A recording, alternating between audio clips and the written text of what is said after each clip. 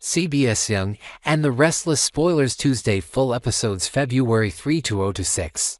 In the next episode, the atmosphere surrounding Genoa City grows heavier, layered with unease and quiet dread, as multiple storylines converge toward danger, secrecy, and emotional collapse. At the center of this growing storm is Dominic Newman, Abbott Winter's chancellor, whose fragile safety once again becomes a focal point for fear and urgency. The sense that Dominic is drifting closer to harm does not arrive suddenly or dramatically. Instead, it creeps in through small, unsettling developments that collectively suggest something is deeply wrong. Adults around him are distracted, fractured, and burdened by secrets, and the stability that once shielded him feels increasingly porous.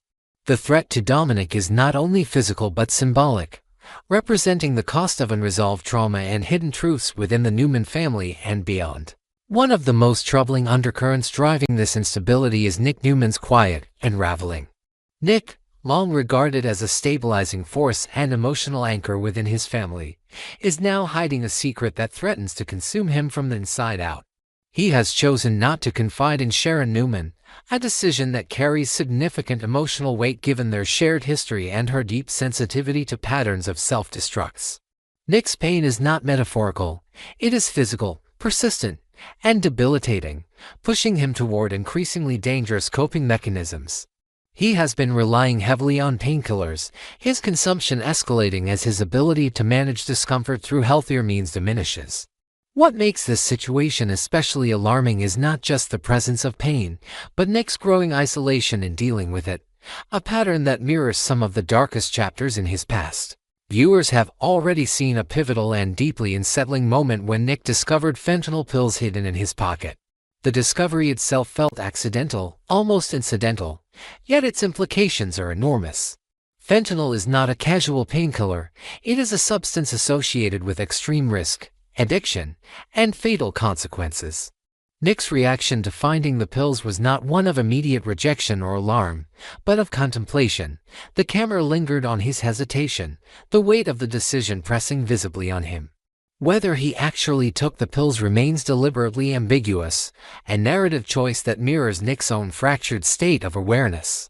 The following morning, his memory appeared hazy, fragmented, suggesting either the effects of the substance or the cumulative toll of exhaustion, pain, and denial. This uncertainty is deeply unsettling because it places Nick on the edge of a precipice where even he may no longer fully trust his own actions or recollections. Despite these warning signs, Nick continues to push forward as though sheer willpower can substitute for medical intervention. With Matt Clark no longer acting as an obstacle, logic dictates that Nick should return to professional treatment, address his pain responsibly, and remove himself from the cycle that is clearly forming. Instead, he chooses distraction over healing, redirecting his focus towards saving Newman Enterprises.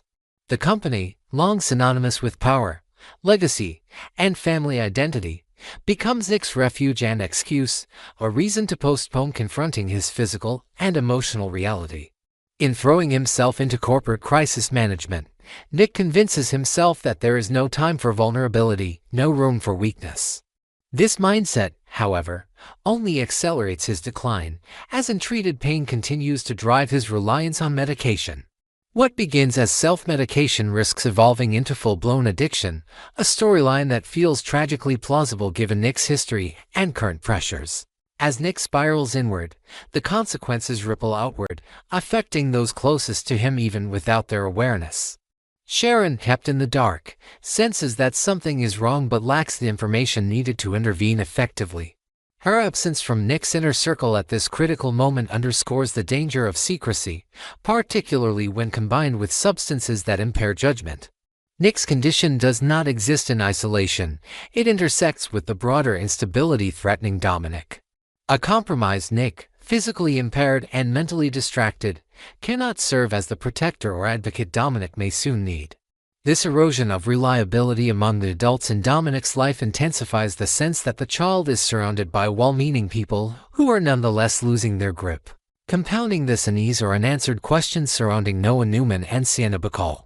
Their future remains uncertain, suspended in a state of emotional limbo that reflects the broader theme of avoidance and denial playing out across Genoa City. Noah stands at a crossroads, caught between loyalty, love, and a growing sense that something about Sienna's trajectory no longer aligns with his own. Sienna, for her part, appears restless and evasive, her plans and intentions obscured by half-truths and careful omissions. Whether they move forward together or drift apart, the instability of their relationship contributes to the overall sense of fragmentation within the Newman orbit. Their unresolved tension is not merely romantic, it represents another fracture in a network of relationships that once provided Dominic with layers of protection and emotional grounding. As these threads intertwine, the danger facing Dominic feels increasingly inevitable. The child exists at the intersection of multiple crises: Mariah's psychological struggle, Nick's concealed descent toward addiction, corporate warfare consuming adult attention, and relational uncertainty eroding trust.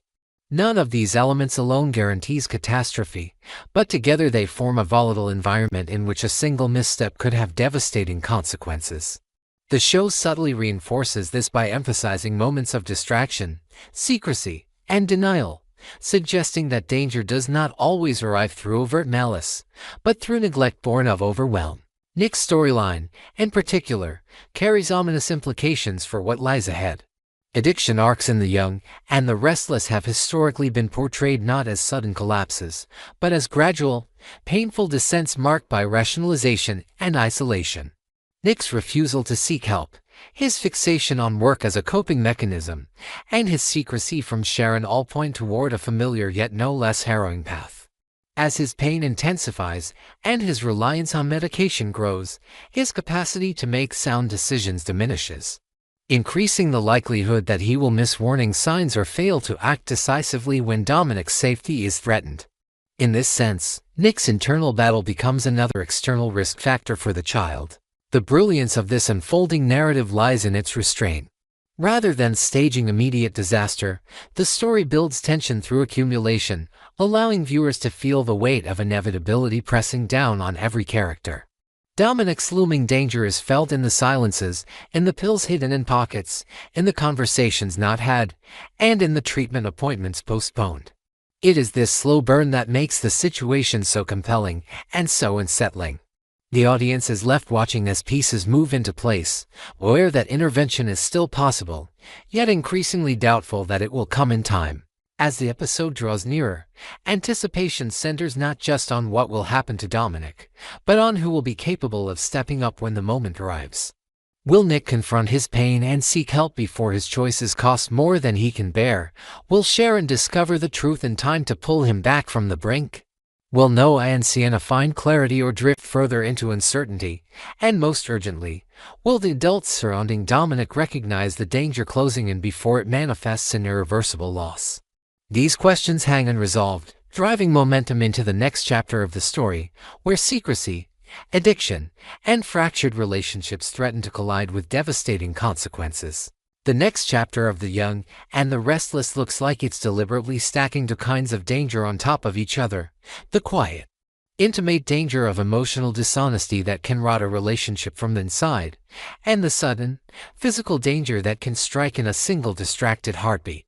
On one side, Noah's future with Sienna Bacall hovers in that uneasy space between devotion and doubt, where love is real but certainty is not. On the other, Mariah Copeland drifts deeper into an unstable reality, putting Dominic Newman, Abbott Winter's chancellor, in motion again, treating a terrifying situation like a trip that only she understands, while the child remains too innocent to recognize that he is not on an adventure at all. The show's tension comes from how these two threads echo each other. Both stories revolve around someone being carried forward by love, while the person beside them hesitates because they can already feel the future consequences. For Noah, the dream is painfully simple. He doesn't want a legacy war or a corporate throne or a complicated moral victory. He wants happiness, the kind that feels ordinary in the best way, a life where he wakes up next to the person he loves and believes that the world is still safe enough to plan around. That is why the idea of Sienna returning to Los Angeles doesn't register as an obstacle to him, but as a path he can choose with her. He knows she has plans, he's aware this move has been looming, and in his mind, love is the one thing that should make decisions easier, not harder. If she is leaving, He wants to go to, because he doesn't want love to become something they schedule around. Yet what makes this storyline sting is that Noah's willingness is not the same thing as preparedness, and Sienna seems to sense that with an almost painful clarity.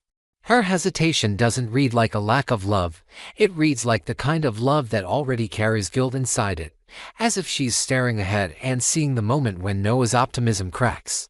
Sienna's uncertainty is layered, and that's what makes it feel realistic rather than melodramatic. She loves Noah, but she is not naive about what it means to uproot someone's life, especially someone younger, someone still shaping the boundaries of who they are and what they want. A part of her seems to fear that if Noah follows her, the romance of sacrifice will fade into the dull ache of daily compromise. She can picture him smiling through it at first, insisting he's fine, insisting he chose this, insisting love is worth it, until resentment begins to leak out in quiet ways, missed opportunities. A friendship left behind, a career path bent out of shape, a sense of self that starts to feel borrowed. It's not that she thinks he will blame her immediately, it's that she worries he will blame her eventually, and by the time he admits it, they'll already be trapped in a life neither of them can rewind. Even her awareness of age and timing adds another shadow, because it implies she's measuring not only love but longevity, and that kind of calculation can poison even the most genuine connection. If she believes she is too old for him, or simply in a different season of life, then her hesitation is not about whether she wants him, but whether she's willing to let him throw his future into her orbit. That's where the question of honesty becomes brutal. If Sienna is truly conflicted, then the danger is not that she might leave without Noah. The danger is that she might keep him close without telling him the full truth about her fear. Love can survive distance. What love struggles to survive is the slow realization that one partner was quietly managing the relationship like a risk assessment instead of living it like a shared dream. If Sienna isn't fully honest with Noah about what she's feeling, she risks creating a future where he eventually senses that he was never being fully chosen, only accommodated. And the show adds a sharp, perceptive mirror to that fear through Claire Grace Newman, who doesn't need an explicit confession to detect that something is off. What makes Claire's role fascinating is that she isn't necessarily acting as a villain or a savior, she's acting as the kind of observer that exposes cracks simply by noticing them. Even if Sienna says nothing, even if she smiles and keeps her answers polite, Claire can still read the tension in the way Sienna speaks about Noah, in the way she frames the move, in the way she avoids sounding too certain. There's a particular kind of discomfort that comes from wanting something but fearing you'll ruin the person you love by taking it. And Claire appears tuned in enough to recognize that discomfort instantly. While that emotional thread simmers, the other storyline accelerates toward something far more immediate and frightening. The next episode reveals suggest Mariah will take Dominic into another adventure, but the horror is in the phrasing. It's an adventure only because Dominic doesn't realize what's happening to him. A child can be led anywhere if the adult guiding them keeps their voice calm, keeps the routine familiar, keeps the outside world looking like a normal day. That is what makes kidnapping, especially by someone the child trusts, so chilling. Dominic is missing, but in his mind, he's simply with Mariah. He is not fighting. He is not screaming for help. He is playing in the back seat, secure in his seat belt, existing in a reality where adults are still safe and the road still leads somewhere bright. The audience, however, knows that the safety is a costume, and the car has become a moving cage. The tension spikes with the presence of Ian Ward, not necessarily as a physically confirmed passenger, but as a presence in the car's front seat that may be a hallucination, an intrusive manifestation, or a psychological projection that Mariah experiences as real. This detail matters because it shifts the danger from simple criminality to psychological collapse. If Ian is a hallucination, then Mariah is not just making bad choices, she is living inside a warped reality where manipulation can speak with a human voice and sit inches from her shoulder. The conversation while driving becomes an engine of control, Ian pushing her to keep moving, to stay focused on a goal, to ignore doubts, to treat any hesitation as betrayal of the plan. Mariah's increasing anxiety makes her more susceptible to that control, not less, because fear is exhausting and exhaustion makes the mind cling to anything that sounds certain. If Ian is there, whether real or imagined, he becomes the embodiment of certainty, the cruel comfort that tells Mariah she is right to run and right to isolate Dominic from everyone else. Then comes the moment that feels like a trigger pulled inside the car. Dominic suddenly blurts out, "Dad." The phrasing is small, but the effect is enormous. The child's voice cuts through the adult conversation like a flash of lightning, forcing attention away from the front seat and toward the back. Both Mariah and Ian turn, startled because a child calling for a father in the middle of an already unstable drive doesn't sound like background noise. It sounds like instinct. It sounds like recognition. And it creates the terrifying possibility that Dominic is responding to something neither adult wants acknowledged, the sense of another presence, another pull. Another someone who belongs to him more safely than the voice trying to guide Mariah now. Even if Dominic cannot articulate what he's sensing, the word itself becomes a disruption, a crack in the illusion that Mariah can keep this contained. From a purely practical standpoint, the moment is dangerous because it invites distraction at the worst possible time. Driving requires attention, and Mariah is already split between the road and the hallucinated pressure beside her. If Dominic's sudden shout makes her turn fully, if her head whips around, if her hands tighten, and the wheel shifts, if her foot hesitates between gas and brake, then a near collision becomes painfully plausible. A missed stop sign, a delayed reaction to a car braking ahead, a drift into the wrong lane for half a second, the kind of tiny errors that become tragedies when a child is in the back seat. The show doesn't even need a full crash to create devastation, and near miss can be enough to escalate the fear, to force Mariah into a sharper panic, to make Ian's influence tighten, to make Dominic's confusion deepen. The suspense is in the possibility that one small moment, one word from a child could cause a chain reaction that Mariah cannot control. What makes the dad moment even more emotionally loaded is that it can be read as a signal of longing and protection at the same time. Dominic has a biological father, but he also carries the memory and emotional imprint of another father figure who once steadied his world. Even if that father cannot physically appear, the story has been laying groundwork for the idea that love and protection can still be felt in the moments when danger is closest. Dominic suddenly calming after speaking, or suddenly seeming comforted in the wake of his own fear, would be a chilling contrast to Mariah's spiraling panic. It would suggest that the child senses something stabilizing, a presence that counters Ian's pressure, a quiet anchor that warns of danger before the adults can fully recognize it. In soap storytelling, that kind of spiritual or psychological guardian presence isn't just symbolism, it's a way of externalizing the idea that a child's need can summon strength from memory, from love, from a bond that doesn't vanish just because someone isn't visible. That's why these two plotlines, Noah's hopeful future and Mariah's unstable drive, feel connected even if they don't intersect directly in the same scene. In Noah's story, love is being tested by honesty and the fear of resentment. In Mariah's story, love is being warped by fear and control until it becomes something dangerous. Sienna hesitates because she's afraid Noah will someday hate the life he chose for her. Mariah pushes forward because she's afraid Dominic will be taken from her, and that fear becomes so consuming that it risks being the very thing that destroys him. Both stories hinge on a single question: when love feels threatened, do you tell the truth and face the consequences, or do you cling harder and create new harm in the process? As the next episode approaches, the suspense isn't only about whether Dominic will be physically endangered, it's about whether the adults around him will recognize the warning signs before they become irreversible. Noah's future depends on whether Sienna can be honest about her conflict and whether Noah can hear that honesty without turning it into accusation. Dominic's safety depends on whether Mariah can break through the fog of Ian's influence long enough to keep her eyes on the road and remember what protection truly looks like. And that single shout from the back seat, "Dad," may be the show's most chilling clue that something is about to shift, that someone is about to be forced to choose between illusion and reality, control and conscience, fear and love.